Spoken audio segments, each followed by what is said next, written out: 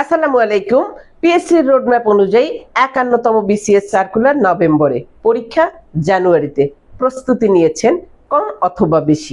প্রস্তুতিতে সিলেবাসের প্রিলিমিনারিতে আসার মতো গুরুত্বপূর্ণ কোন অংশটুকু পড়েছেন আর কোন অংশটুকু বাদ পড়েছে?